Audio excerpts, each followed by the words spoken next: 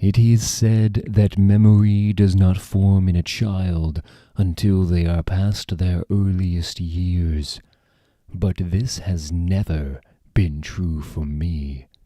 No, Victor Von Doom remembers all.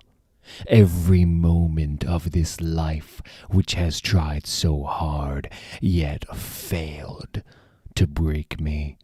Every loss, every sacrifice, every vengeance taken by these hands. I could not forget them if I tried. Father never believed me, but I swore that my awareness began in my mother's womb.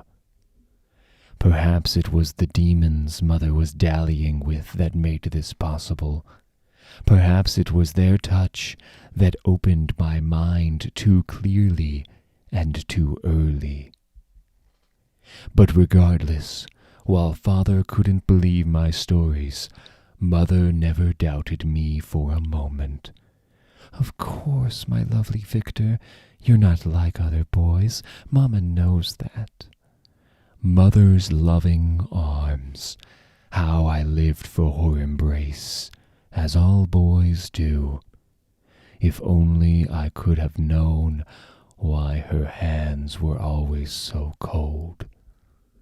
But it was only years later, after it was much too late. Too late for her, too late for Father, too late for the entire world, that I would learn about her demons. A child of 3 cannot be expected to understand such things, of course. I only knew that my dear mother, who smiled at me with such love, also carried a dark shadow in her eyes, and that her hands were always as cold as ice. Father knew, though, that she was delving into black arts, and he feared it with all his heart. Cynthia, you must stop this insanity. Think of your family. Think of your son. That's what I am thinking of, Werner.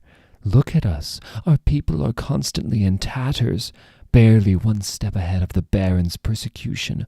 But if we had some power, Victor's life, it could be better than this. Cynthia, please, not that kind of power. Of course, Father was right.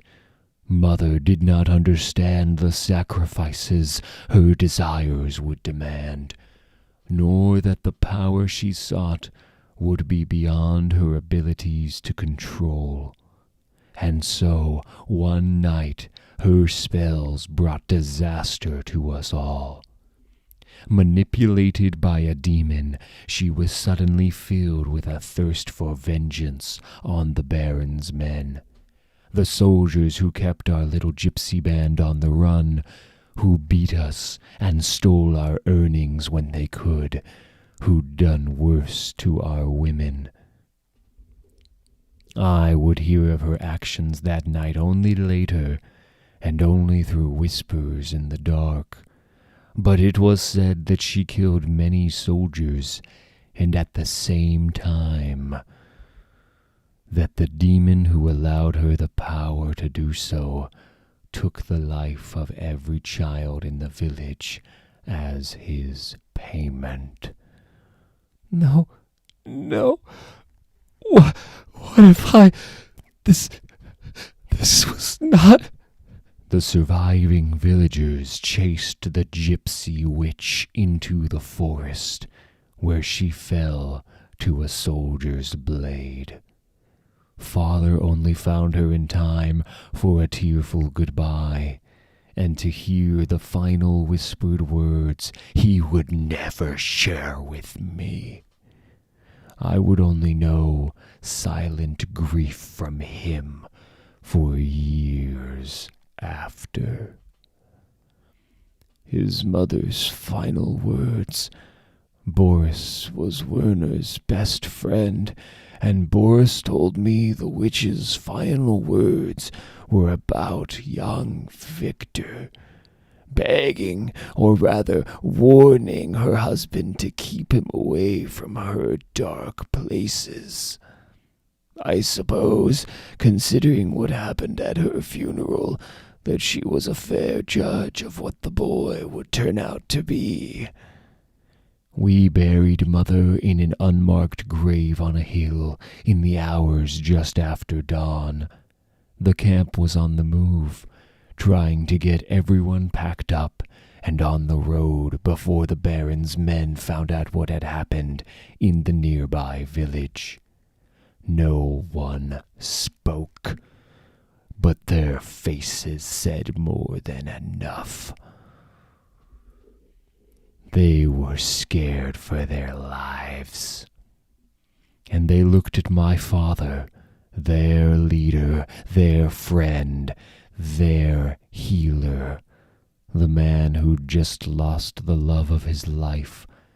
They looked at him with blame in their eyes. It may be best if our ways were to part for a time, at least, Warner. Boris, you can't be... You don't mean... You turned us out after everything? We're on the run for our lives now, Warner, through no fault of our own. Yes, your witch of a wife did us all in, Warner, with her black arts, and I couldn't believe what I was hearing. My father and mother loved these people. They were our family, and they were going to cast us out. They were calling my mother names right over her grave.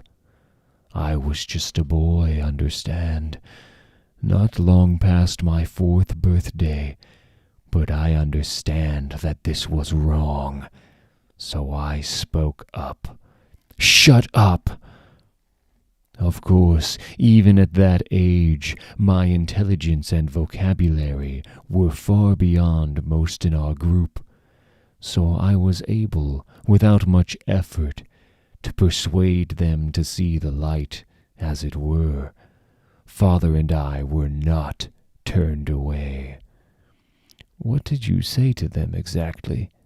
Ah, that's unimportant. I'll tell you what he said, because I'll never forget it. Maybe I was in the wrong. True. To say such things about the woman like that. But young Victor, he chilled us to the bone that day. Shut up, right now, all of you. You say my mother was a witch, that she brought doom upon you all? Well, if you cast us out, I swear to you, I will grow up to be exactly like her. And when I'm truly my mother's son, I'll track you all down, and the darkness that she brought will be nothing compared to what I do to you. And he meant every word of it. Imagine the group of us, frightened of a child. Of course, we knew then that he was already his mother's child. But we never spoke of it again, not within his earshot. For the years after that, we just traveled, always on the move, father with his quiet grief, and me simply watching him. We rarely spoke of mother, and when we did, we never spoke of her magics or what she'd done. I suppose his hope was that as I grew older, I'd forget everything but her loving smile, that I'd lose myself in the happiness of childhood and our travels. As I said, Father always underestimated my memory. But though I never forgot, I did stop dwelling on her loss, as did he, eventually. And as the years passed, our gypsy life did become a happy one. Of course, most of the other children kept their distance from me after Mother's death. Most, but not all. Valeria, no! Laugh while you can, girl. For Victor Von Doom will have his revenge. Oh, Victor, no, my dress. No one dunks Von Doom and lives to tell the tale. Valeria was the only friend I needed. The only one who really knew how to make me smile. Look at us. We're going to be in so much trouble, Victor. When I was 11 years old, the only thing I wanted from the world was to grow up and marry her. Don't worry, Valeria. We'll just tell them you saved me from drowning. In 4 feet of water, Victor? Then perhaps there should be a sea serpent in our story, too. How simple life seems to a child, even to one like me. And how quickly you can be reminded of life's true nature. No, Boris, what are they? Calm yourself, Victor. It's not what you fear. The Baron's wife has taken ill, son, so he has sent his men for a healer. But, Father, you can't go with... It's all right, Victor. I'll return to you soon, after I've done what I can for the Baroness. Be steady, child. Your father's a great man. He'll be fine. No good can come of this, Boris. The Baron and his men, they're killers. They care nothing for our kind. Victor, wait for me. And of course I was right. By nightfall the next day, Father had returned, with disaster at his heels. Don't ask questions, Victor. Just come with me, now. But, Father... I couldn't save her, Victor. Her body was already riddled with cancer. But the Baron, he means to blame me for her death. I stole away this morning and rode all day. The Baron's men can't be far behind. We must ride for our lives. But where could we go?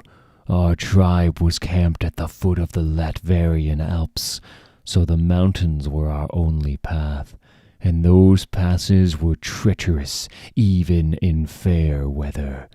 But this was the end of autumn, so what was treacherous would become deadly the higher we climbed. Our horse fled on the second day, perhaps feeling the rain turn to ice scared her off. Or perhaps she simply had enough sense to know we were damned. 4 days we hid, watching the Baron's men on the lower passes search for us. They, with their full stomachs and warm coats, we, freezing and starving. If it was a waiting game, they would surely win. We can't do this, Father. We have to fight them. There's a spot on the path where we can make a stand. Oh, my son, how like your mother you are, and you're freezing. Come, put on my coat. They'll give up soon. Father was right. They did give up. Just not soon enough. The next morning I woke up with Father's arms around me, but there was something different this time. His grip was cold as ice, and I couldn't make him let me free. Father, please, wake up, wake! I have no idea how much time passed that morning, locked in Father's slow death grip. I stopped screaming and struggling at some point, resigned to my own death, which was surely not far from me. But Father's cold embrace brought my thoughts back to Mother's hands. At once I understood. I knew that some cold is so cold, it burns you to your core. And I knew my mother's true fate. She had died in the service of a demon, and it was with demons that her soul would reside in eternal torment. Some time after that thought, Boris and the others found us. The next days are unclear. I remember that father was not yet dead. I remember him whispering halting last words. I remember the Baron's men taking his body away to present to their master. And I remember being angry, as I was when Mother had died, except this time my anger had become cold. Cold like Mother's hands, cold like death, cold like the world. Victor? After his father's death, Victor he was so different. He was never the nicest of the boys in our family, but he and Valeria, at least, were close. Yet he even pushed her away after that. I remember she came crying to me. Oh, Sylvana, I don't know what to do. Poor Victor, he's suffering so, but he won't let me help him. Valeria, you can't rely on that one. He was marked by the devil early, and you know it. How can you say that? Do you not remember his mother? What she was? Of course, this was before we all knew that Victor had found his mother's strongbox among his father's things. From that point on, his fate was surely sealed. Mother's effects were a revelation. I had never forgotten her, or that she had danced with demons, but to actually see the spell books, to realize I was blessed with the same talent she had been. I knew then that my destiny was to save Mother, to rescue her from her hellish torment. I would enter the nether realms and find her at any cost. But as the years passed, years where the black arts brought me no success, I slowly turned to science. In my innocence, I thought to combine science and magic, forcing the black arts to follow my rules, not their own. If I was a prodigy at sorcery, then I cannot express how quickly I mastered science. And through this mastery and the things I created, I was able to help our people in the ways Mother had always sought to. I was able to make the Baron's men run from us in fear. By the time I was 16 years old, I was the de facto leader of our clan. My intellect far outstripped those around me, so it was a natural progression. Only Valeria did I see as approaching an equal because of our childhood love. Yet we had grown apart, and when she looked at me, I saw only sadness in her eyes. What more could she feel, I suppose? She didn't understand my destiny. She didn't understand that everything I'd done, all the inventions and displays of power, they were only a digression along my true path, my ever-frustrating attempts to reach the nether realms, to find my mother. All the things I'd taught myself had been with that goal in mind.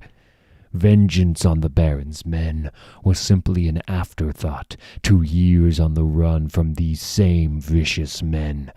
For when I looked at these soldiers, I thought about Father's final embrace and about a mother's fatal mistakes.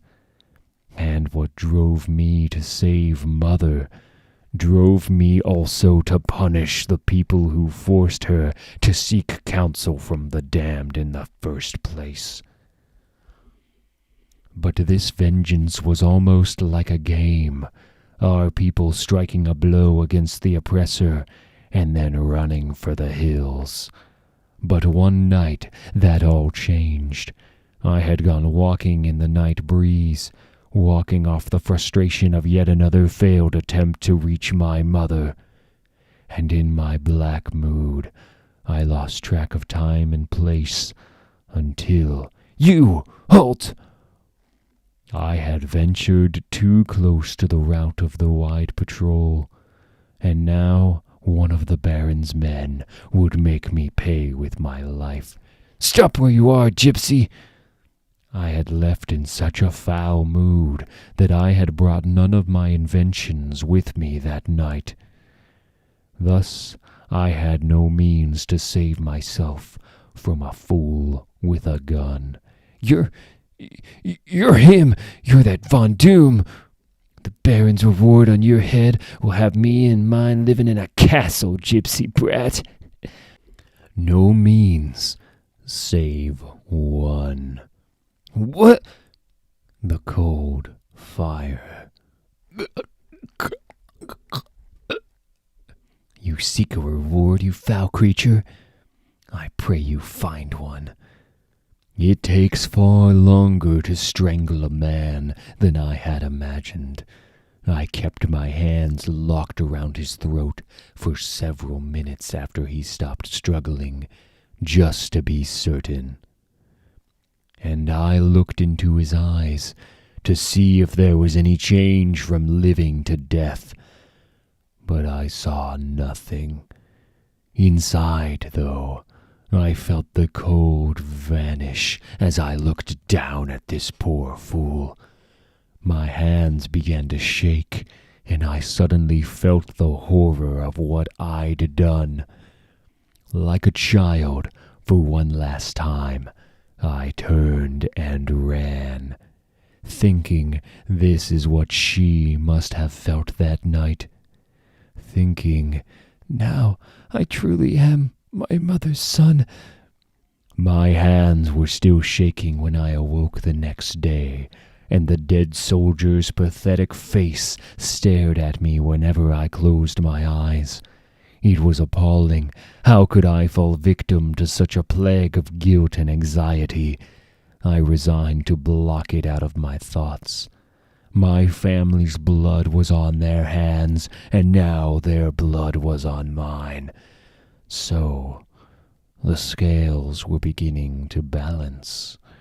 Why could my shaking hands not understand that? Victor, are you awake, young master? Yes. What is it, Boris? A man is here to see you. A man from the United States. So, you're the famous Victor Von Doom I've heard about. I am Victor Von Doom. You're a hard man to find, Von Doom. By design, yes. What can I do for you? Of course, my achievements had become so legendary that this general had come all the way from the United States to track me down, apparently with some fear that his enemies would find me first. There were offers of money and opportunities to study in the finest schools and laboratories in the world. On any other day, I might have struck a harder bargain, made them pay a higher price for my participation. But on this day, with my hands trembling, all I wanted was to be away from Latveria. When can we leave? And so I escaped to America, where I would lose everything. My arrival those long years ago was not through the typical means. I had no papers, no student visa. No, what I had instead was my mind, my ability to see further into the future than any scientist these men had ever encountered. That was Von Doom's passport into the new world, and my hosts were eager to harness it for their own goals. General Masterson, Mr. Von Doom, welcome to the United States. I'm sure we're going to have a long and fruitful relationship. I suppose we'll see, won't we? They told me you were all business, Von Doom. Let's show you to the lab, then. This facility is less than an hour from State University, where you'll be attending classes most days. Study up, learn whatever you please. But your real work will be here, for us, in these buildings. You'll have the finest technology in the civilized world at your disposal. And if we don't have it, I understand you can probably make it. It's true, General Masterson, that I'm quite skilled at inventing what I need. You see, in my country, we do not have the luxuries you Americans are accustomed to. Well then, we'll see that you get well accustomed to those luxuries yourself, son. Now, let's give you the grand tour, and then we'll take you to the campus to fill out your enrollment forms. There's another student there we need to meet with anyway. As I said, I saw this American arrangement as a chance to escape, to give myself a new beginning, as it were, and I knew why they wanted me, to maintain superiority in their conflicts with their enemies. But standing in that laboratory, I saw things I'd never dreamed would be within my grasp, and I realized that Von Doom would not be the only one being used in this bargain. And as simply as that, I put the troubles of the past aside to focus on my future. There was a wealth of education and knowledge being laid at my feet, and I would take it all in to serve my own destiny. When I closed my eyes that night, in my private dormitory room on the State University campus, I did not see the face of the soldier I'd killed, did not feel my hands tight around his throat. No, all I felt was the embrace of my parents, both lost beyond the veil. And I slept like a baby. I thought originally you were supposed to room with Reed Richards. Didn't you meet him that day? Too much has been made of that. I did meet Richards in the university's science lab. He was the other student the general had mentioned. And yes, Richards did suggest that we share a dormitory room. Being as we're both theoretical science majors, I figure it could be fun. But General Masterson had already arranged for me a room with a secret soundproof lab attached. I've not come here for fun, and I've no need for another in my personal space. Sure, I understand. Nice to meet you anyway, Victor. In truth, my first meeting with Richards left almost no impression. My thoughts were on the expanding horizons before me.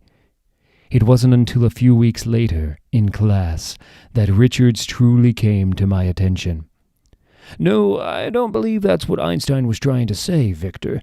I'm sure it wasn't, Professor, but it is what I am not trying, but actually am saying. Then I'm afraid you've lost me, Victor. Will wonders never cease? I'm saying that time is not a flowing river the way it appears to us. Time exists as a constant, but most human minds are unable to perceive it in any capacity other than the most linear. In essence, we are then time's prisoners. So you believe that time is a physical dimension, is that what you're saying? Of course it is. There are many planes of existence, Professor, that we are as yet too blind to comprehend. I have to agree with Victor, Professor Snurk. My own experience have already scratched the surface of other realms. I believe that phenomena such as poltergeists and alien sightings may actually be instances where these planes of reality are briefly visible to the human eye. Do you indeed? That's quite a statement, Reed. Yes, it is, Richards, but when I need your assistance on an argument, I'll ask for it. Richards' intellect was clearly to be respected, but he was so wide-eyed about the outer planes of reality that surround us, so like a child. But I knew the things dwelling there wished us anything but happiness. And that innocence of his disgusted me, because I saw it reflected around me all over the college campus. These insipid Americans, caring about nothing but sports and beer and manufactured romantic melodrama. The crying girls, distraught over their latest pitiful breakup. The cheerleaders, cheering for empty victories, all so pretty and vacant. Of course, I could have had any of them at my whim. I was handsome and confident. And more than that, I was foreign. Did you hear his accent? So sexy. But while I had no interest in these common American pursuits, I did develop a small group of followers, students who felt honored to merely assist in my experiments. You sure you don't want to come along, Victor? Should be a real blast. I can only imagine, Kurtz. But no, I have work to do. Have fun. To my surprise, the military base where my other work was done was filled with much the same insipidness that I found at school. They were so pleased with themselves that they couldn't imagine I might have my own agenda. Couldn't imagine that not everyone in the world longed to be part of the American dream. And that made it so easy for me. I had but to give them the smallest breakthroughs. Good Lord, son, and you say we can program these for combat? It's still early yet, General, but I do foresee that, yes. And anything I wanted for my private laboratory was mine for the asking. Someday soon, I was sure I would have everything I needed for my true breakthrough. Mother. So it was that 3 years passed, years of study and experimentation, and of careful deception. And I must confess, while I remained focused on my mission, I also grew cocky as my intellect sharpened. I forgot my destiny was tied to that of the Von Dooms who came before me. I forgot why I had left my homeland. And in my arrogance, my complacency, I let my guard down for one night. No way, Victor Von Doom at a kegger? I must be drunk already. Please, Kurtz, let's not make a production out of it. I merely wanted to see how the other 99.9% live, for a change. Tell me that isn't that oaf Ben Grimm surrounded by all those cooing females. Sure, Ben's a big man on campus, a football star and all. Yes. But, there's a few cute numbers that have been dying to meet you. Hell, I've been getting action just telling them I'm your assistant. I can't recall exactly how it happened, which I suspect is the result of my first sampling of alcohol, but somehow I found myself walking the grounds with a beautiful girl, whose name I also can't remember. I was bragging, telling her of my days in Latveria, telling her what the future had in store for me. And she kissed me, differently than I had ever been kissed before, not gentle like Valeria's kisses. No, there was nothing gentle about this girl, not that I minded, but when I looked into her eyes, I didn't see the beauty and intelligence of my mother, or of Valeria. I saw only emptiness, and I couldn't allow it. Hey! This vacant little cretin could not be the one to get behind Von Doom's defenses. Her empty eyes pleaded, but I felt nothing for her. No pity, nothing. And I thought, what kind of man am I? Am I some kind of demon? And I remembered my mother. And I remembered that last night in Latveria, and that, and nothing else, saved the pitiful creature's life. She fled, and I awaited whatever actions would be taken against me, conjuring a story which would convince the authorities of my innocence. But no authorities ever came, And indeed, the girl in question was never seen at the school again, at least not by me. Perhaps her shame overwhelmed her, as well it should have. The incident at the end of junior year, her name was Sandy Bidwell, and she didn't quit school. She was forced out. Apparently she tried to press charges against Victor, but someone tipped off his military connections. And between the school administration and the government, the whole thing was hushed up. The next thing you know, her folks are yanking her out of school, driving her home in a brand new Rolls Royce. Victor just continued his studies like nothing had ever happened, but a few of us knew, and it changed everything for us. Victor went from being this eccentric foreign exchange student whose quirks were mostly just tolerated to someone who literally scared the hell out of us. And these military backers of his, they knew too, and they didn't care. They just wanted whatever they could get out of that twisted mind of his. After that, I withdrew even more into my studies. That momentary lapse would not be repeated. I would not let this place, these Americans, get to me. And if, from the outside, I appeared isolated, I assure you I was not lonely. And my work for my benefactors was far outpacing even their high expectations. When standing on the portal, one would be able to traverse back through time. Amazing! And how far are you from perfecting this? Not far. That chimpanzee arrived on the platform yesterday, and according to my notes, I was planning to use him as my first subject early next week. So, wait, which one are you talking about? They're one and the same, General Masterson. One is simply from a week in the future. So, as I say, it stands to reason that by this time next week, I'll have completed a successful test at least. Von Doom, you are a wonder. If the Richards kid turns out to be half as valuable as you have, Richards, I thought he turned you down.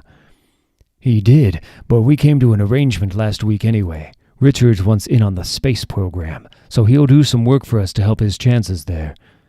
We'll keep him out of my way.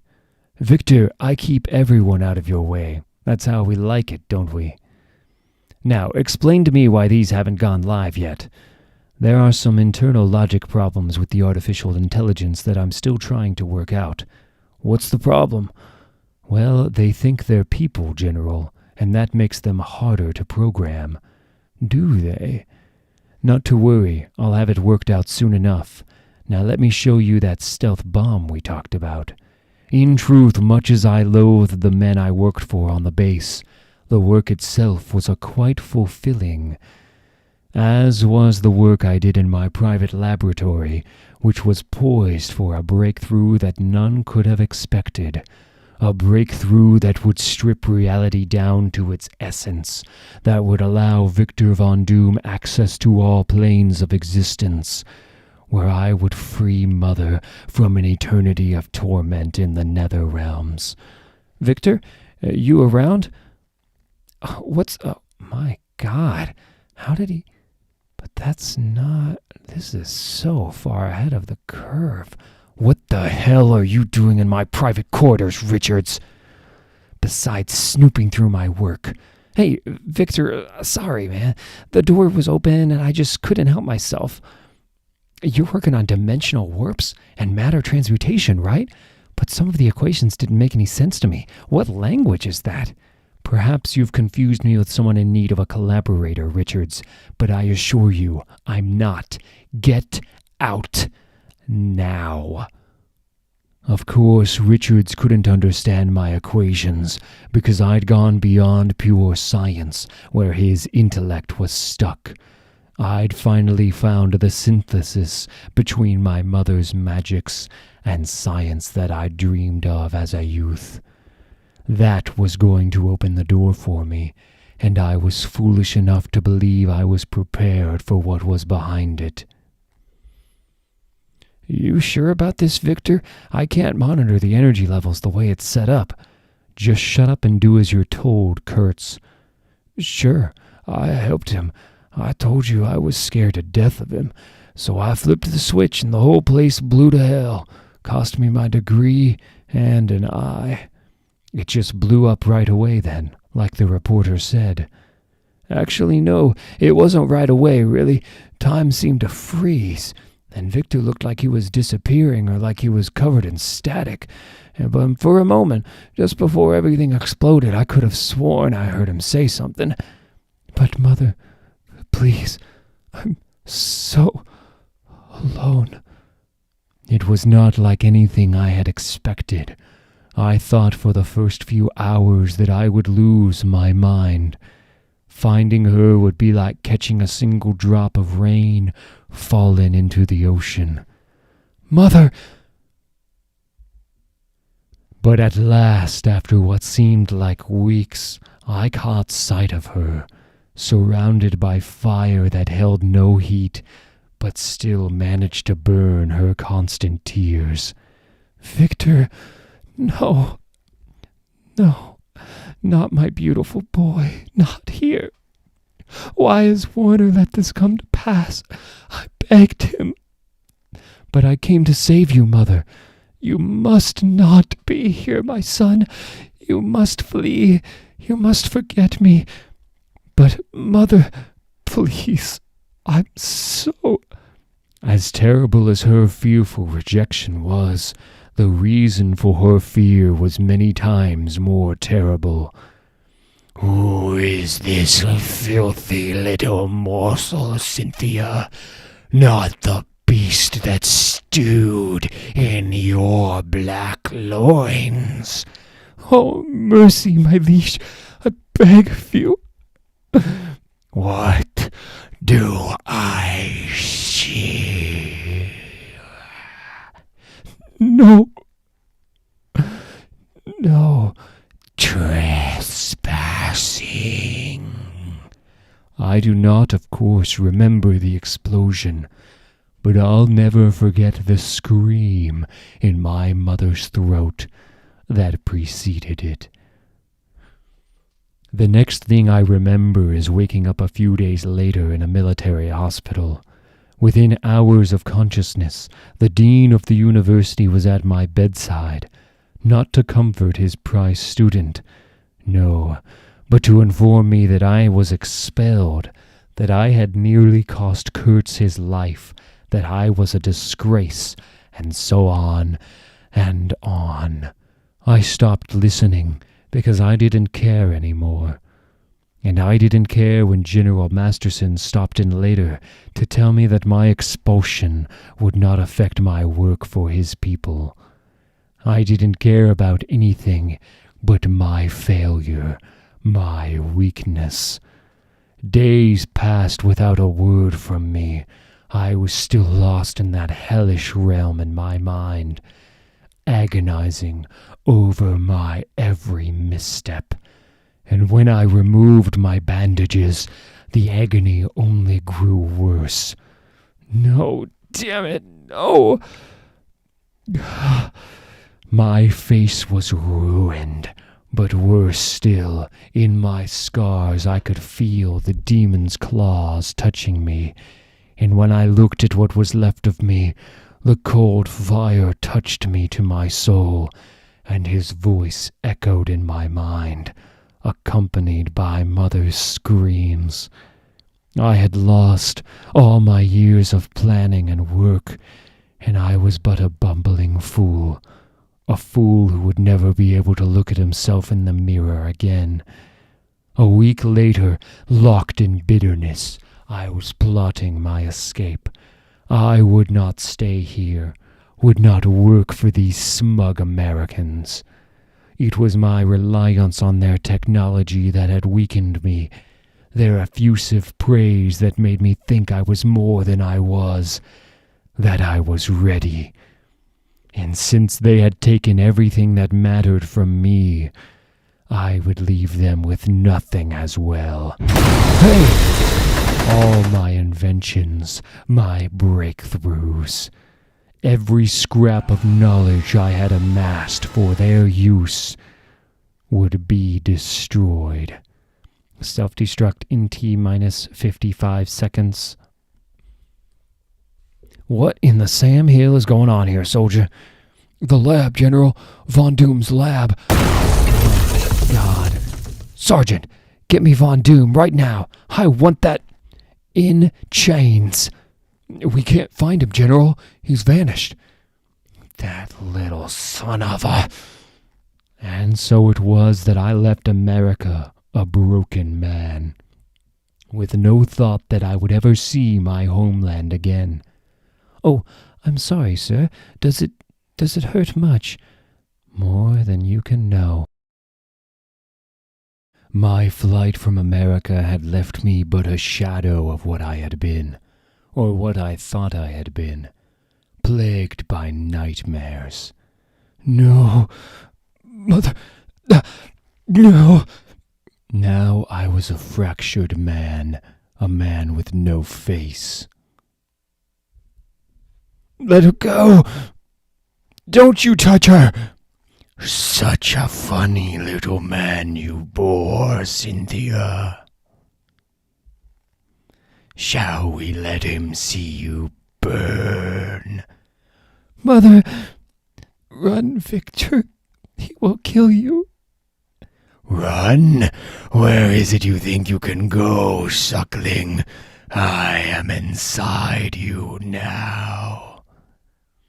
I flow in your cold veins like lifeblood.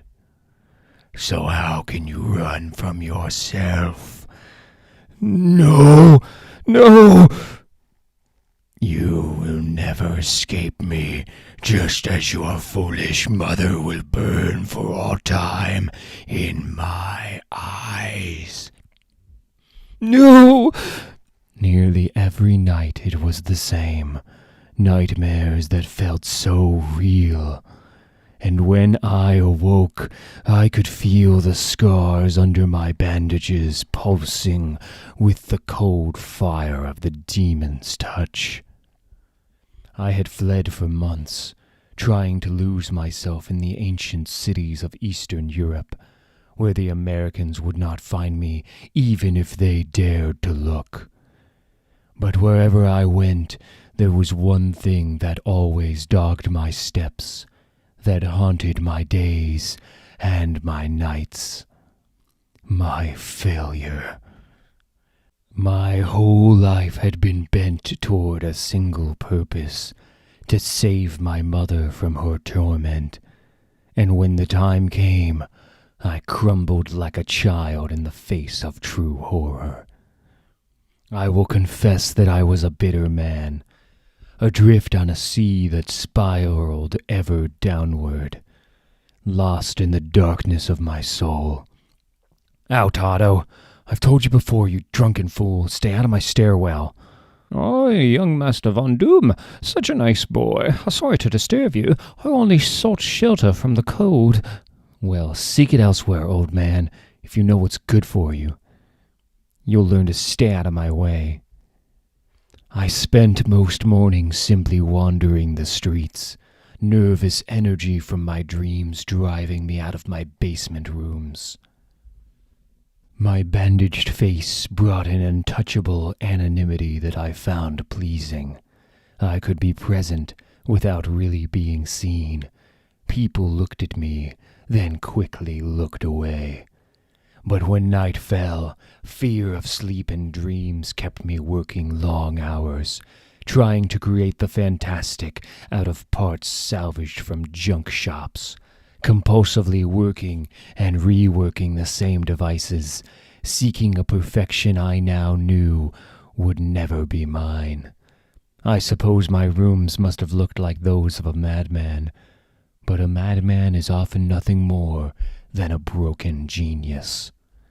But while my escape to Eastern Europe may have made it easier to stay out of the hands of the Americans, it also put me closer to their enemies. Often in my wanderings I felt I was being watched. You are Von Doom, are you not? My name is my business, and I'd suggest you keep to your own. I think that you are, Victor Von Doom. They told me you would be unafraid, arrogant. And who are they? My superiors, KJB. Department X would like to extend invitation to join in struggle against American imperialism and expansion. Thank you for the invitation, but your party will have to go on without me, I'm afraid. I'm done working for smaller minds. You are mistaken, Von Doom. This is invitation you do not turn down. Take your hand from my arm or risk losing it. Careful now with threats. We have many of those we can make as well. Threats only work against men who have things to live for. You're KJB, you should know that. I was carrying many things on me that could have killed him and his soldiers, but I was foolish and thought to frighten them off instead. What is that? Get...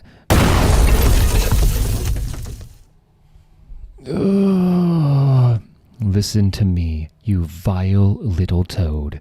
Tell your Soviet masters that Victor Von Doom is not for sale. I want nothing to do with you or the Americans. You'll have to fight your silent war without me. I want nothing but to be left alone. Now, if ever I see you again, one of us will die. And I am not afraid to die. At first it appeared my tactic had succeeded. I no longer noticed watchful eyes around the city. After all, I was a man who had nothing, so what could they use to threaten me with? And if I was indeed a crazy man, what good was I to them? Let me waste away in my basement with my inventions and my nightmares. Stop. No. Let me fall further and further into despair.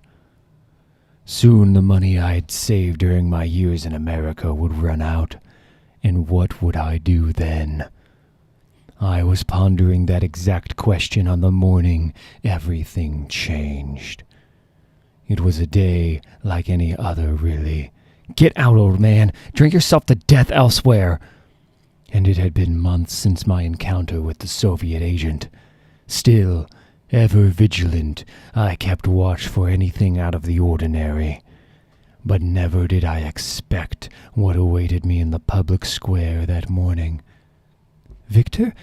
Is that really you? Valeria.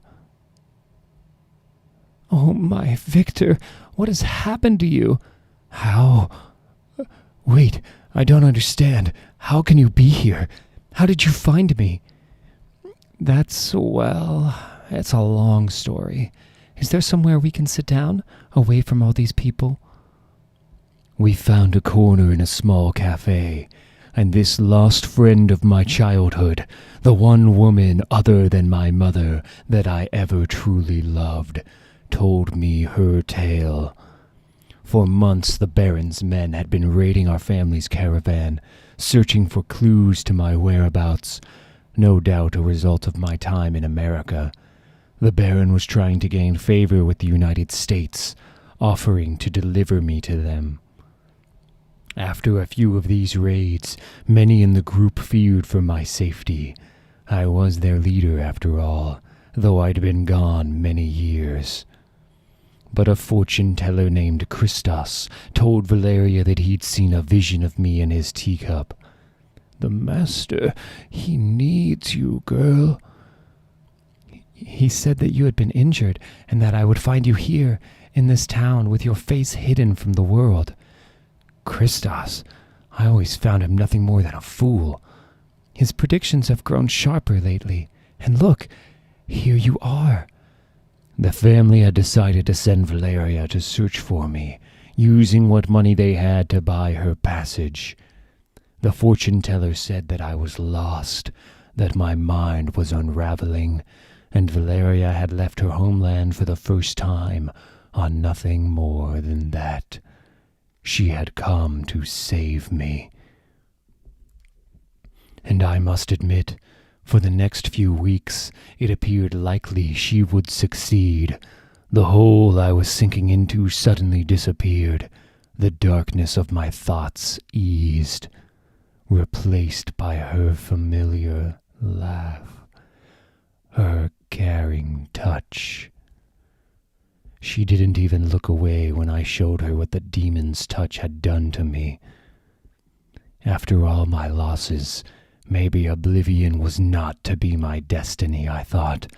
Maybe my failure was simply the thing that would bring me back to her, the one person who ever really knew me. Maybe I had been broken so that her gentle hands could put me back together. And when I slept in her arms, no other thoughts troubled me. My ill-fated dalliance with the college girl disappeared into the fog of memory, and even my nightmares were kept at bay. Latveria, I suppose that you must go there at some point, but we'll go together, my love. The family needs you, and it's time to heal. You've spent so many years without smiling. I thought the Victor I knew was long gone, but now I have hope. I can see your smile again, and I'd like to see it on the faces of your children. I don't know, Latveria, what it's done to our people, to my parents. It's our home, Victor. Nothing else matters. I was starting to believe that perhaps she was right. Maybe it was time to go home. But, of course, that was not to be. Otto, leave us be. I only wanted to give the lady a gift. I meant no harm. Of course you didn't, Otto. It's lovely. Why are you so cruel to him, Victor? He's sweet. He's a fool, a drunk who's wasting his life away. Or maybe he's just a sad little man who lost everything he cared about. Life isn't always easy on us. You should know that better than anyone. I didn't mean... But she was right. I should have known. Victor... And I was about to get a very unpleasant reminder of that fact. I'm okay. I just keep hands where I can see, Von Doom. I would not want to hurt girl. Victor, Take your hands off of her, or I swear I'll kill you. Maybe, but your little Valeria dies with me then, does she not? See, because I'm not so stupid as you think, Von Doom. Victor, who is this man? How does he know my name? You say threats only work if you have something worth living for, so I give that to you. I show you life not through with Von Doom just yet. And now you come with me, or I take it all away again. How could I be such a fool? I should have sent her away the moment I saw her. Victor, what are you saying? I told you Christos was not a real fortune-teller, Valeria. What was I to do? Let the Baron and the Russians kill me? They needed a way to get to Von Doom. I just did what I had to do to survive. They told me where he was, and I made up everything I needed to convince young Valeria to go to him. She was so young and in love. I'm not proud of what I did. All right. Let her go and I'll come with you. No, I think we keep her for safekeeping until your work for us is done. He had me, and he knew it. I would have done anything to get Valeria out of his clutches. Victor! What is? But as it turned out, she was the only person on that street who was truly safe. The flowers somehow created a shield around her. A blur of movement rushed past me, and then the street was filled with magic and gunfire.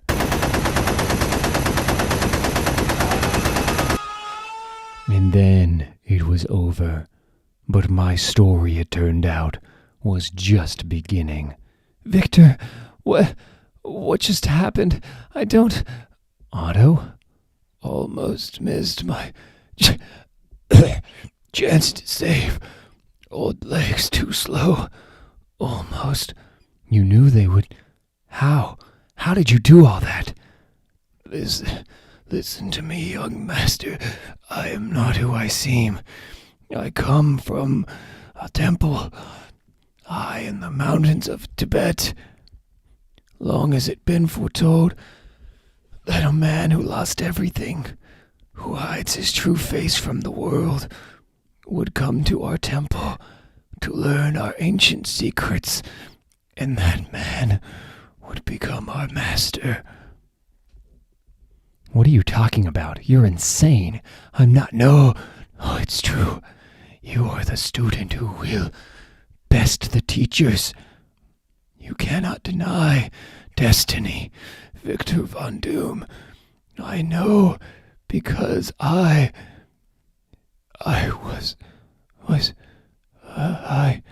Victor, what is he talking about? Find my temple, young master. They will teach you how to master science of magic. Your path is just beginning. Find them. Find them. Victor, you have to leave Valeria. You have to go home. What? No, you're going to come with me. No, it's different now. Everything is different now. You can't just... You never could understand. I'm the one who's different. Different than you. Different than everyone. No, Victor, you can't mean that. And difficult as it was, I turned my back on her again. Destiny had reared its terrible head once more, and I knew I must follow where it led. But I also knew that the Baron of Latveria would face my vengeance one day. He'd meddled with what was left of the heart of Von Doom, and he would pay for what he'd done to me and to the Valeria. Oh, Victor, oh no. My journey from Eastern Europe to the Himalayas was neither quick nor easy. But I did not falter. Destiny had called Victor Von Doom to the highest mountains, the most dangerous paths of the world, and there would be no turning back. Otto had died, leaving me no more than a clue to the whereabouts of this secret sect of monks he'd come from, the men whose ancient knowledge of science and magic was to be mine. I spent months combing the Tibetan villages along the base of the mountain range, searching for those who knew of the temple in the mountains. It was my father's father who spoke of them, young seeker, but he never told where they resided.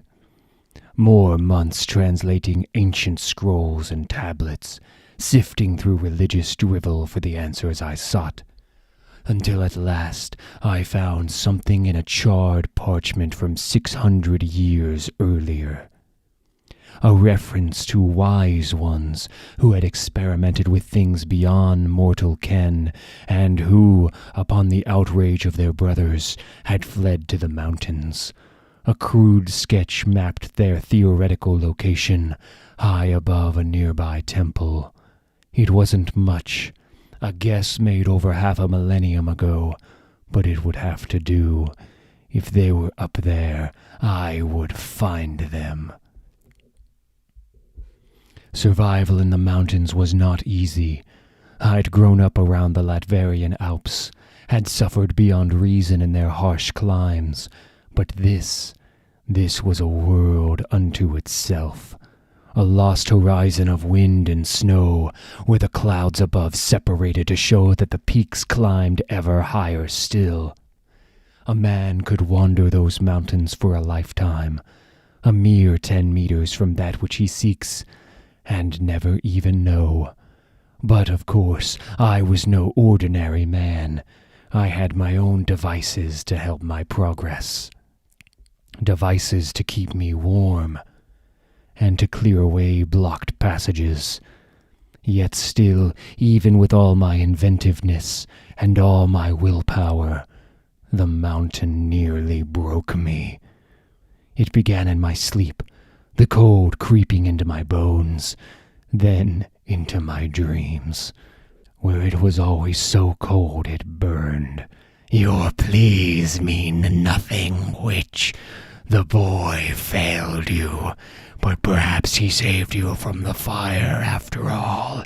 Perhaps, like the little fool, you'll freeze instead, and then I'll snap your brittle bones to splinters and use them to pull out his eyes.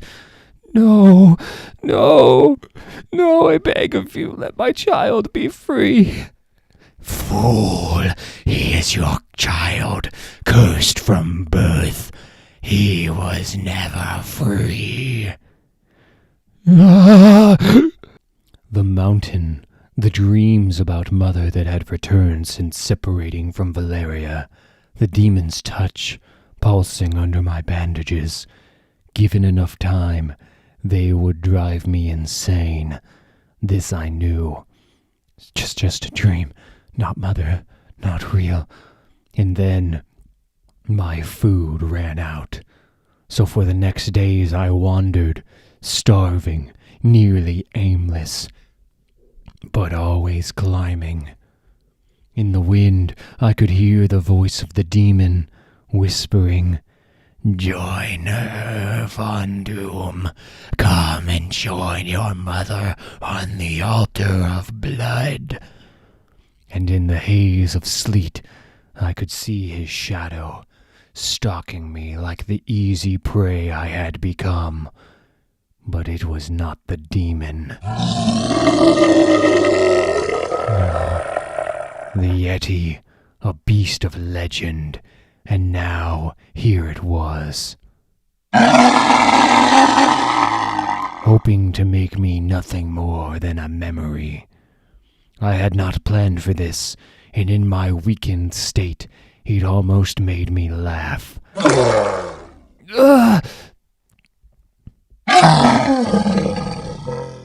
I, the great Victor Von Doom, had come seeking destiny in these mountains, and it appeared it had found me, that it had left me no chance.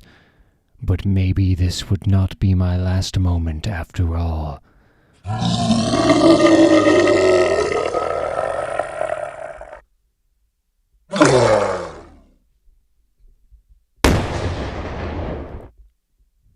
It occurred to me as I smelled the Yeti's burning flesh that the mountain's attempt to do me in might just be the thing that saved me, assuming I could survive my wounds.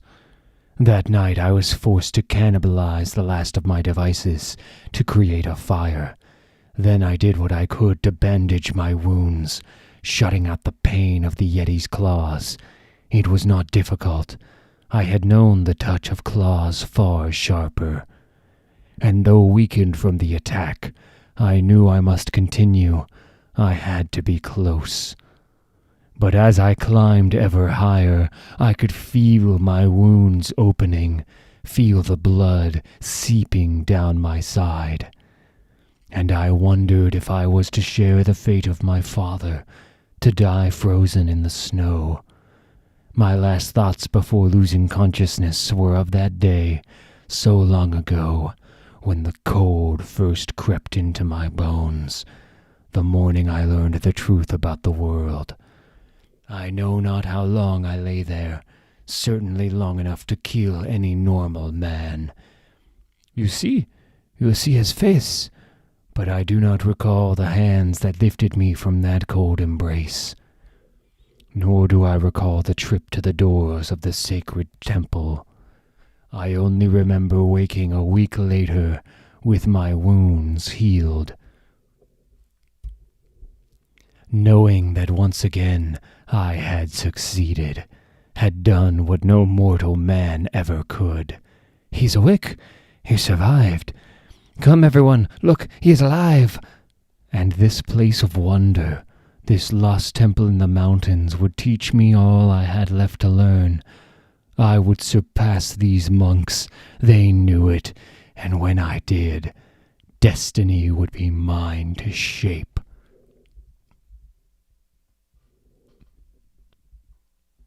And so days became weeks, and weeks faded to years without notice. Ever was I lost in my studies, and there was much to learn. For centuries, these men had been combining magic and technology almost instinctively, creating devices the outside world could only dream of, until recently.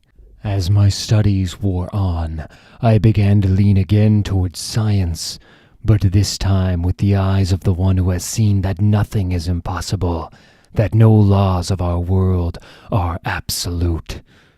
And after 5 years among these monks, the day did indeed come when they called me. Master, we have taught you all our ancient secrets, and still you grow beyond us. Your mind sees answers to questions we have yet to ask. We bow before you, O Great One. At that moment, I knew the world lay within my grasp, that whatever Von Doom wanted, it would be mine. The question was, where would I start? Let us prepare for a journey. Too long had I been away from the world, and while I knew that my ultimate path lay in the nether realms, I felt that other fates also awaited Victor Von Doom. So I needed to see what shape the world had gotten into since I had left it, and I needed supplies for the things I intended to create. What I had counted on was how much I had changed, where before, though my heart was not filled with pity for the mass of mankind, I now found I looked at them as nothing more than gnats fluttering in my way. "More rupees! More rupees! More rupees, please, mister! More rupees! Get away from me, you rancid little creatures!" And I wondered how one such as I had ever sprung from the ranks of men. Surely it must have been a miracle. The top level of the temple's inner sanctum had become my private quarters, with its tall windows looking out at the endless mountain ranges. And in this place, my servants and I built a device with which I could observe the whole world, a compound screen viewer whose receivers drew signals from radio waves, satellite feeds, television broadcasts, and nearly anything else floating in the ether around us. Nothing was kept hidden from me. I watched simultaneous news broadcasts from around the globe, and I tapped into satellite controls and learned of how Latveria had changed.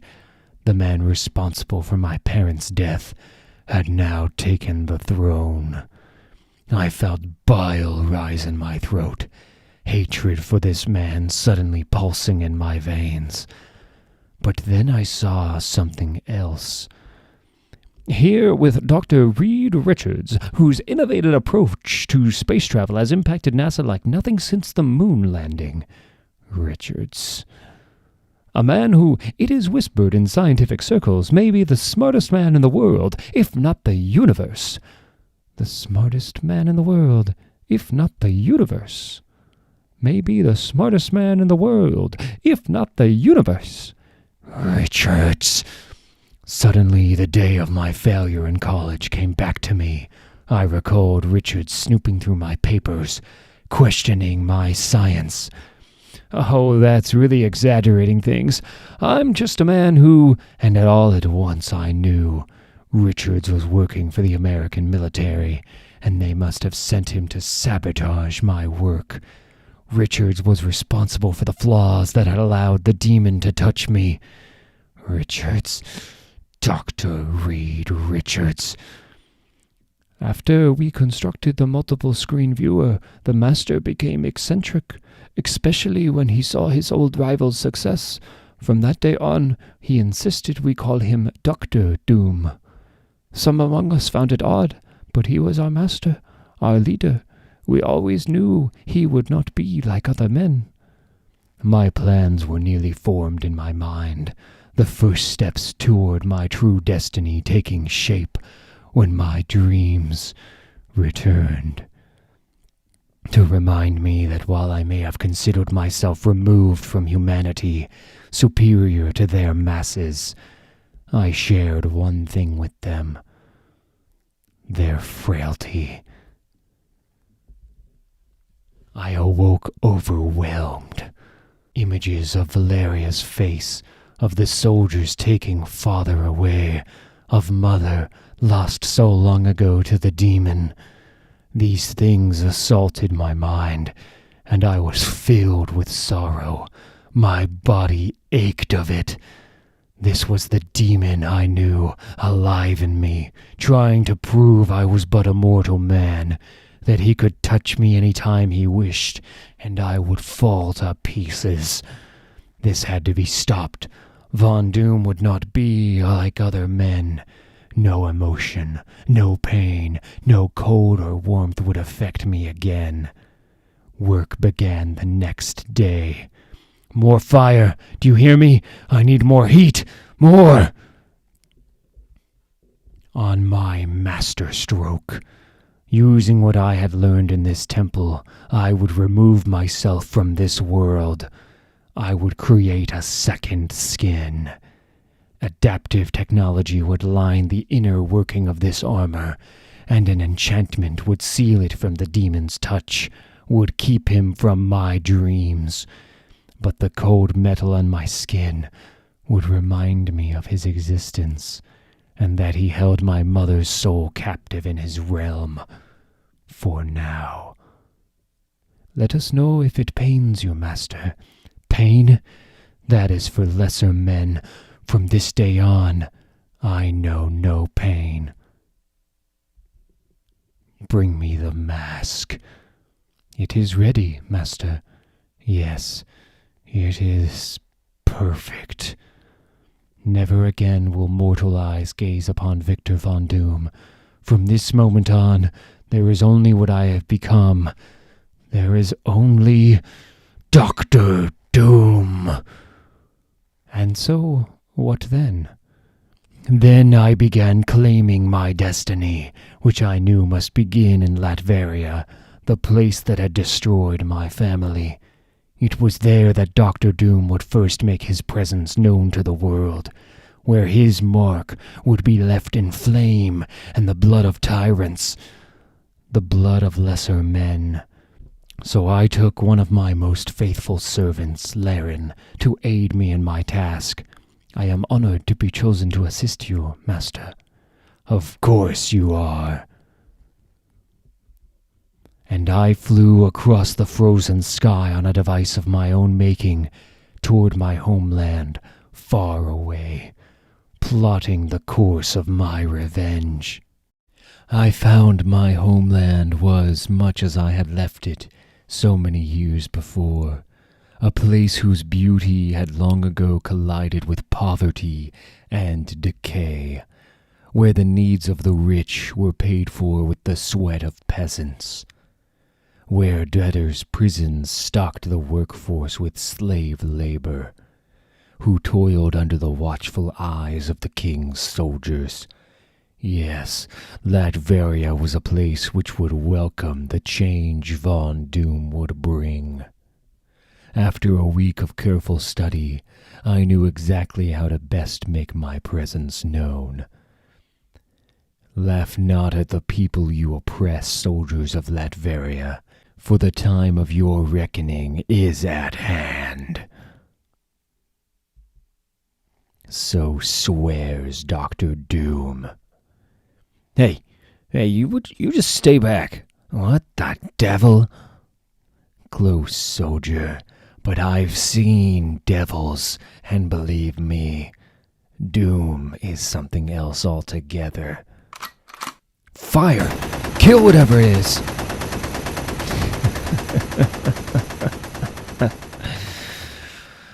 Ah, fools. No weapon forged by mortal hands can touch Von Doom. Von Doom? I knew of a Victor Von Doom. Long ago, he fought the Baron's men before the Baron became king. I was once Victor Von Doom, and I have come back to my homeland for one purpose alone, to stain these hills with the blood of tyrants. Now go and spread the news. The days of King Vladimir are soon coming to an end. So says Dr. Doom. Yes, I could have simply flown to the king's castle and slain him. None of his soldiers could have stopped me. But I wanted my fame to spread throughout the land before I claimed it as my own, for the peasants to see me as their hero, their savior. And I wanted King Vladimir to fear my approach, my revolution. Laren and I had moved quickly, establishing a base of operations in the bowels of an old abandoned castle, overlooking a small village long abandoned after the deaths in one night of all the children who lived there. Here we would build the weapons we needed and gather the people around us, as I began to reshape Latveria with my own strong hands. What troubles you, master? Nothing troubles Dr. Doom, Laren. You know that. Of course, master, but you do seem lost in thought, more so than usual. True. I've been plotting the course of my ascent, and I believe it may simply take too long, making these small strikes, waiting for my legend to spread. And you are thinking there is a way to do it more quickly? I am, but it requires something I left long ago. What is that, master? My family. They were not hard to find, not for one who was born on the roads they traveled each season. Boris. Who is that there? Show yourself. The years have gone hard on you, Boris, but surely there have not been so many that you've forgotten my voice. Master Victor, it cannot be. What have they done to you? No one has done a thing to me, old man. What you see before you is what I have made myself into, something beyond man. I do not expect you to understand, but I do expect you to follow my orders. Of course, master. What can I do? I had him gather the leaders of the family late that night, and I told them of the road that lay before them. A road that would see our ragged gypsy tribe usurp the power from those who lorded it over us for generation upon generation. I don't know how you expect us to do this, Von Doom. The king has the backing of the Russians now, and more weapons and soldiers than you can count. I can calculate further than you'd even imagine, Gustav. But I didn't invite you here for a debate. I'm telling you what will happen. I will lead the people of Latveria in a revolution, and I will succeed. I have nearly the arsenal I need already. What I do not have enough yet are the people. That is where all of you will come in. No one knows the back roads of this land better, and you will use them. You will send messengers throughout the land to spread my news. And what news would that be, Von Doom? That a new day is dawning for Latveria, that I am bringing this new day to them, that those willing to fight against King Vladimir must join me. And why should the people listen to us? Because your messengers will carry these. The holograms they project will show the work I have already begun. The people will understand what I have become, and that the time of their freedom is at hand. That night when he came back, we were stunned to see him like that, covered in armor for the first time, and he seemed a bit crazy. And poor old Torvald, he said what we were all thinking. It seems to me you're looking to become king yourself, Von Doom, so I don't see as they'll be any more free under your rule. Torvald, you cannot speak to the master. Let him speak, Boris. You leave us for years, then show up in this madman's outfit, and you expect us to help you raise an army? Yes, I expect you to do my bidding, because I am still the leader of this clan. Are there any other questions? Torvald had played the fiddle at Victor's parents' wedding, but he just cut him down without a thought. I'll never forget that. He even made us bury his remains. Poor old fool. Within days, riders had made their way throughout the land, spreading my messages. And in the secrecy of the abandoned village below, my army began to gather itself, awaiting the orders of their savior. Though not all who came to serve. Is that really even you, Victor? Valeria, what are you doing here, girl? We prepare for war. This is no place for women. I am not your subject yet, Victor. I can choose where to be for myself. It isn't wise to disagree with me. No, I'm sure it is not. What do you want? Forgive me for disturbing you. I just had to see for myself what you'd become, and now that I have, I don't know what to make of it. This suit of armor is what you left me for? The armor is merely a shell, Valeria, and the man inside is not one you would understand. Not anymore. It keeps your dreams away, doesn't it? The dreams of your mother. Show her out, Laren. Yes, master. Can't you even look me in the eyes, Victor? And you think you have power now? You don't! All you've done is build better walls between yourself and the world. Valeria couldn't understand. She still looked for the fragile child within me, the boy she'd loved so many years ago. I felt nothing but pity as she was dragged, crying from my sight. Days later, I made sure that her uncle got her out of the country before the true fighting began. Latveria would no longer be a place for one of such gentle spirit.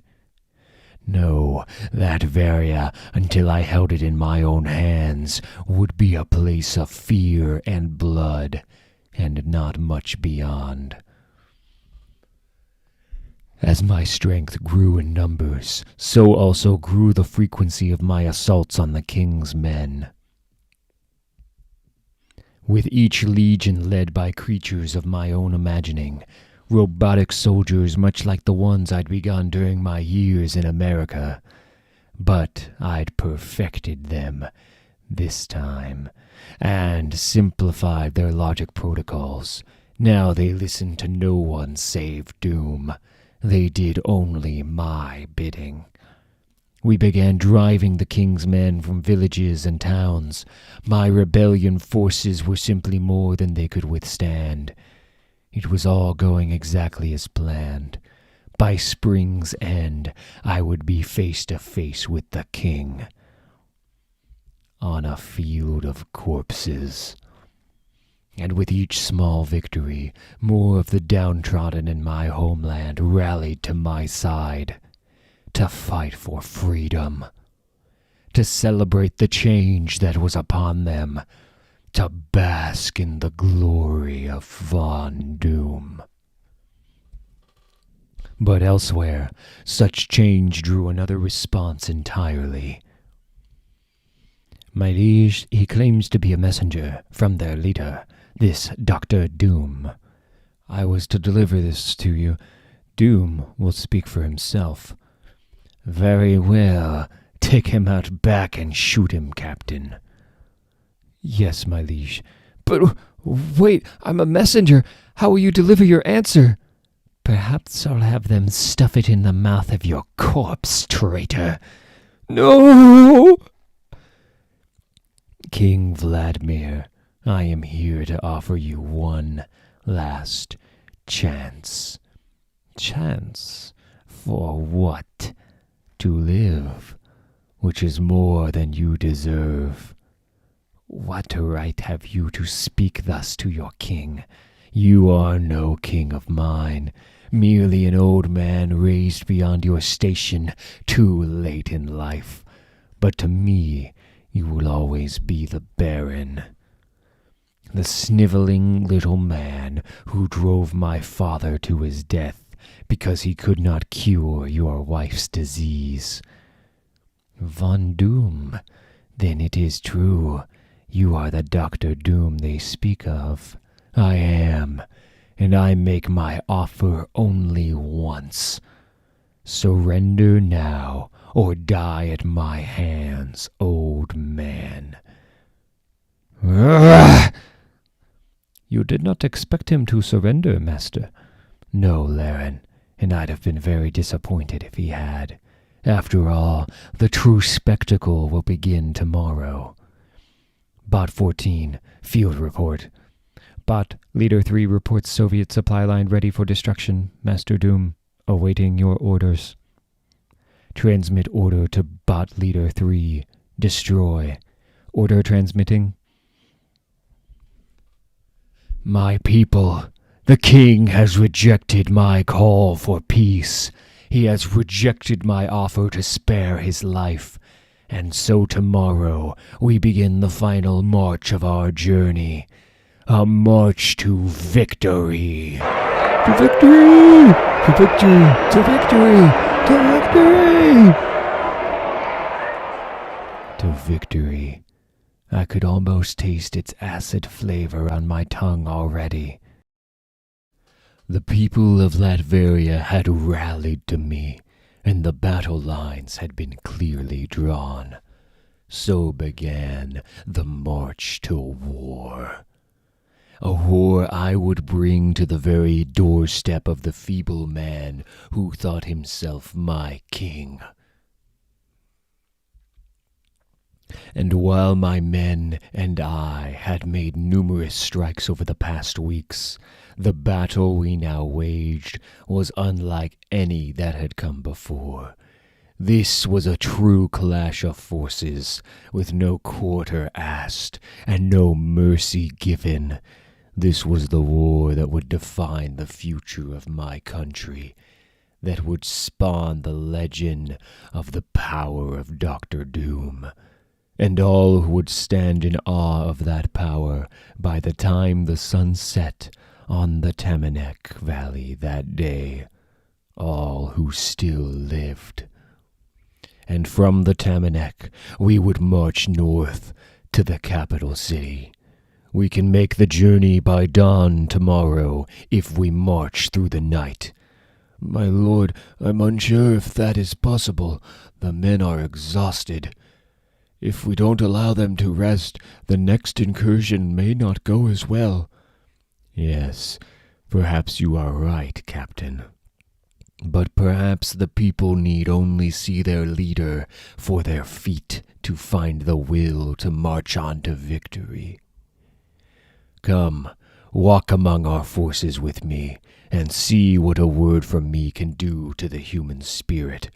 Of course, my lord, but there is one other issue. These men, the king's soldiers. Yes, I suppose it would not be considered right to execute prisoners. No, my lord, it isn't that. They wish to join us, and they say many among the king's ranks feel the same. Of course they do, Captain. It is merely human nature, the desperate need to survive. After an interrogation of the prisoners, a new plan of action was put in place.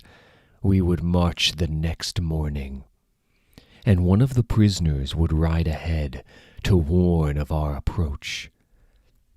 By nightfall the next day, my forces and I were amassed before the capital city.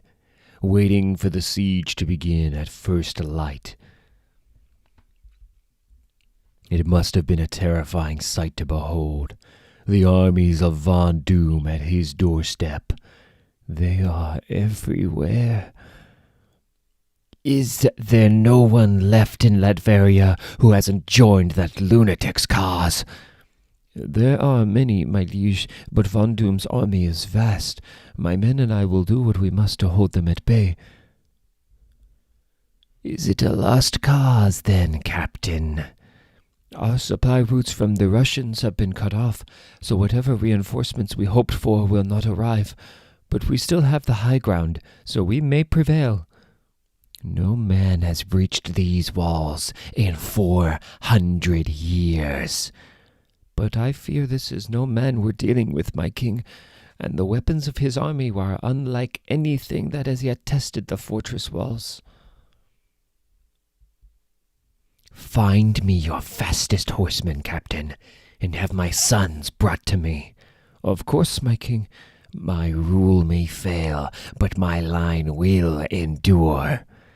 Rodolfo and Zorba will ride tonight to escape this doom. And so, with the coming of first light, our armies faced each other across the field. And the old king watched from the tallest tower of the palace. But when the battle cry was sounded, "Attack! Kill the usurpers!" neither side responded. They simply stood in place, as if time had been stopped.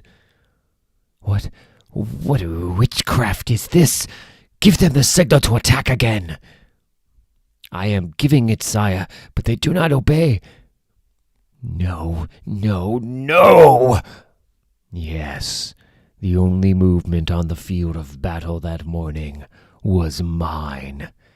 The king's men had been delivered to me by the soldier I'd freed the day before, and when I strode toward them, they parted like tall grass before me. "Clear path! Stand aside!" making way for their new ruler to pass. And as I made my way through the streets of the capital city, the populace merely stood, gazing in wonder. "Your king, where has he run to?" "He'll flee through this chapel into the cathedral, my lord. There is a tunnel in the church basement." "Then the cathedral is where he'll meet his end." The pulsar burst was useful for short distances only, but it allowed me one thing: a dramatic entrance. "No!" "Go not softly to your grave, old fool. I beg of you."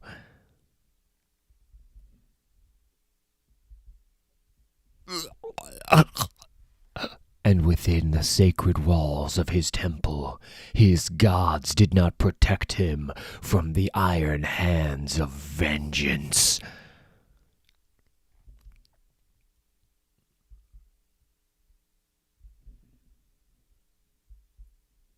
So, it is done.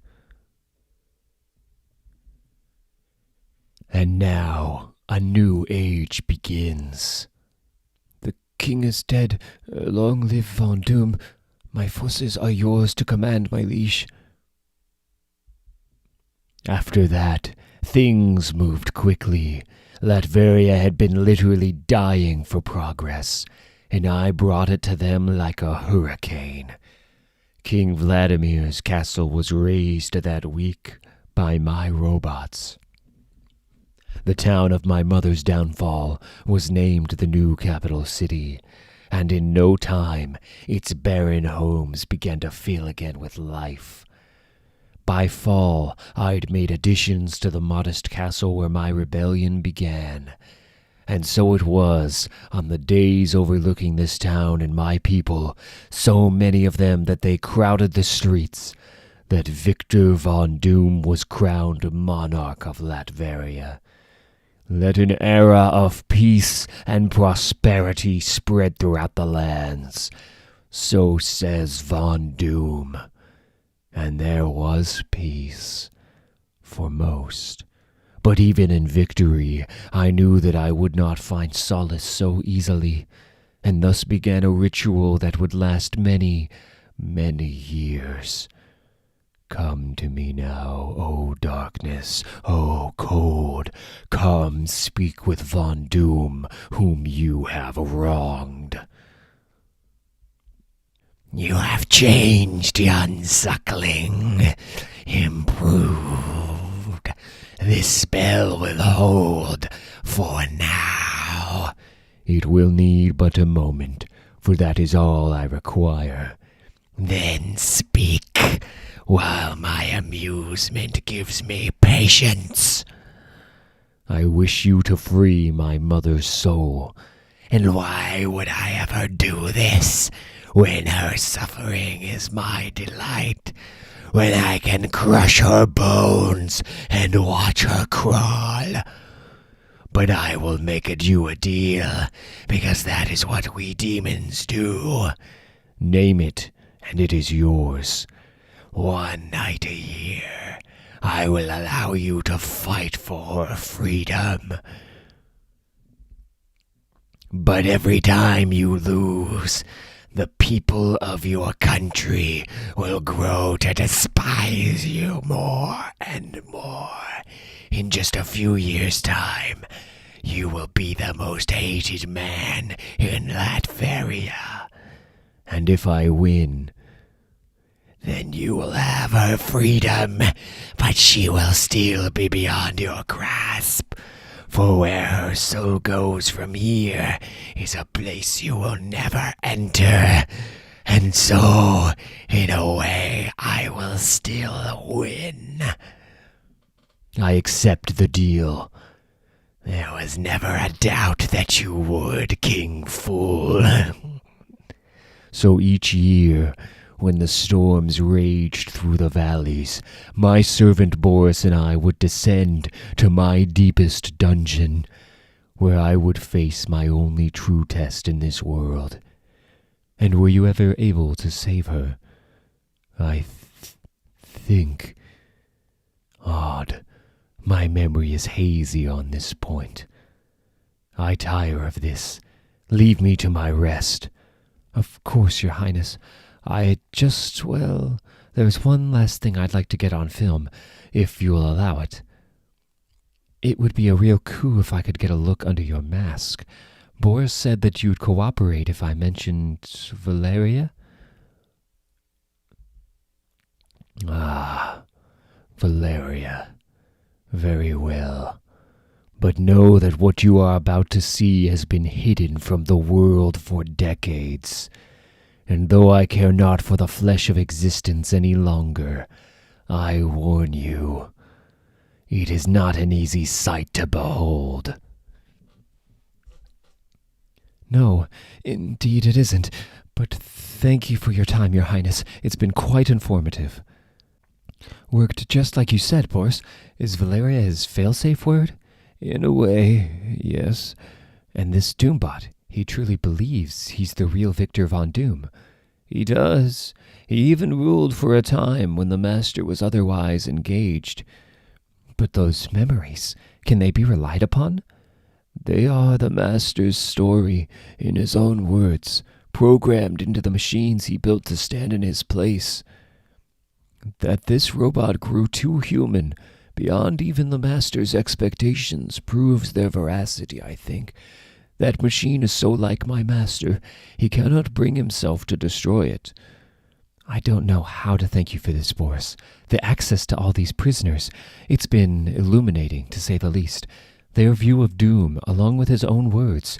This is the story of a lifetime. Yes, I'm sure it would be, if you were ever allowed to tell it. What? Hey! What are you doing? This isn't funny, Boris. Let me out of here. I am sorry, madam. Our deal was that I would allow you into the dungeon to learn the Master's secrets, but like all who know too much of Dr. Doom, once you entered this dark place, You were never meant to leave. Boris, no! No!